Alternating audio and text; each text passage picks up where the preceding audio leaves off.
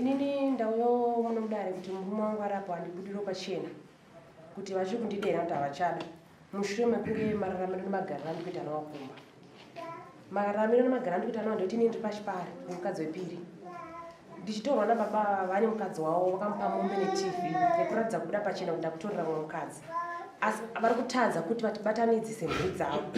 Mwana wavo musikana mukuru wamai vamwe vakaenda anomira payadi kuuya ndakagara mukicheni kundibvunza kuti chiri kunyambonyatsa kumboitika pana pachii. Ndobvunzazve kuti ko chineyo mwana ndobuda panze ndati ndikubudire pachena kuti handisi mwana wenyu mazvinzi zvareva vana venyu manini handisi mwana wenyu. Mushure mekunge baba vane taona mwana musikana wepamasuo abata ushu uyu abata sisi vake apa pabendekete asi musikana uyu akatsabhura ruoko rwemwana uyu kuti usaribate. Baba vakauya kumba kwandibvunza kuti uone here zvaita musikana wepamasuo ndikashuwa ndazviona ndafota pamwana kuzviona zvanzi munhu uyu kuita mwana uyu kubvunza kunobvunza kwavakaita kumbo kumwana uyo uyu amai guru vakabuda vakatanga kutukirira baba ava payadi kuti mabvunzire nyaya mabvunzai inini tichinzwa mai guru vachishedzera kuti mukadzi wenyu ngazvare vake vana atume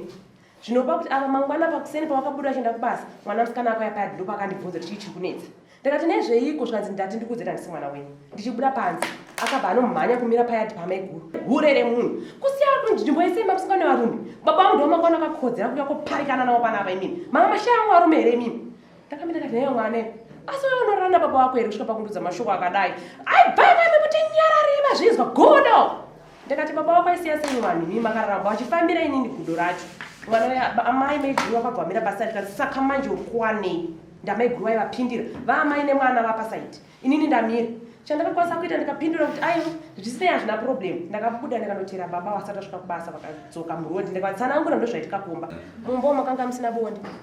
murume wangu wamuri kuona arapa harare mumba handizivi kufemerwa gotsi handizivi kusaka inzwa vari kutaura kuti akati ndoita bonde newe pindura akapedza kuita bonde newe handizivi dzimwe nguva vakauya ukuona vati vari kuda kuita vanoita vanotadza kutotunda inini ndotosiiva ndakadaro ndakataura kuti naiba mwana kwanga hamuna kutunda wani tinoudzwa kunzi ndaita unoti ndiite kangani ndinoshaya chokupukuta ndinopukuta iwo raiti kana achiti ndaita opedza kudara kutosumuka kutoenda kwamoya dziti unorana chigarire kubhabha kubhabha kwekwana mukadzi